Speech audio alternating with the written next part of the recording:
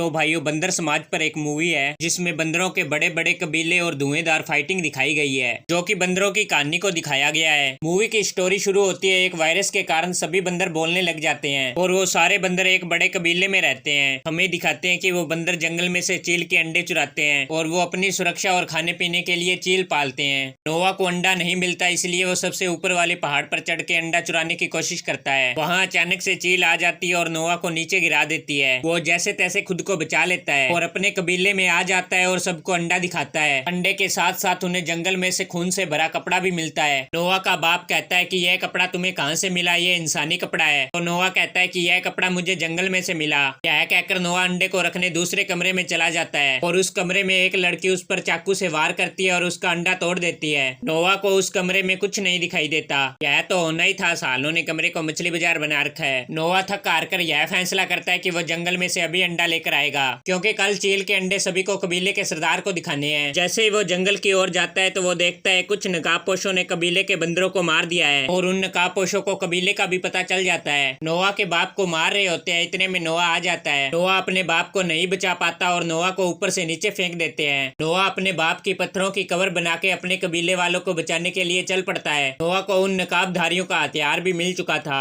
नोवा जंगल में एक गड्ढे में गिर जाता है जहाँ उसकी मुलाकात राका से होती है। राका नोवा की हर तरह से मदद करने के लिए तैयार है। नोवा की नजर उस लड़की पे पड़ती है जिसने उसके अंडे को तोड़ा था। नोवा उस लड़की को वहाँ से भगा देता है, पर लड़की कहाँ मानने वाली थी, वो जैसे तैसे करके उनके साथ मिल जाती है। तीनों निकल पड़ते हैं नोवा के कबीले को बचाने के लिए। वो एक तालाब के पास देखते हैं कुछ आदिवासी और जेबरा पानी पी रहे हैं। राका और वो लड़की वहाँ से पानी पीने लगते हैं, तभी वो नकाबपोश आ जाते हैं और वो सबको बंदी बनाने लग जाते हैं और उनकी नजर उस लड़की पे पड़ती है। लड़की खेतों में छुप जाती है और वो सारे लड़की को खेतों में ढूंढने लग जाते हैं। लड़की खेतों से निकलकर नोवा के पास भागती है, तभी वो गोरिल्ला लड़की को पकड़ने के लिए उसके पीछे भागता है। तभी राका पीछे से आकर गोरिल्ला के टंबा सरकाकर जाता रहता है और वो सारे उस ब्रिज से जा रहे होते हैं, तभी सभी गोरिल्ला वापस आ जाते हैं। राका लड़की को बचाने के चक्कर में समुद्र में गिर जाता है। कुछ देर लड़ाई झगड़े के बाद नोवा और वो लड़की पकड़े जाते हैं। वो गोरिल्ला दोनों को अपने कबीले में ले जाते हैं जहाँ सभी को बंदी बना रखा है। नोवा और उस लड़की को अलग कर देते हैं और नोवा अपने परिवार से मिलता है और उस लड़की को पता चल जाता है कि कबीले का राजा जहाज से खजाना निकालना चाहता है और उनके लाख कोशिशों के बाद भी जहाज का दरवाजा नहीं खुलता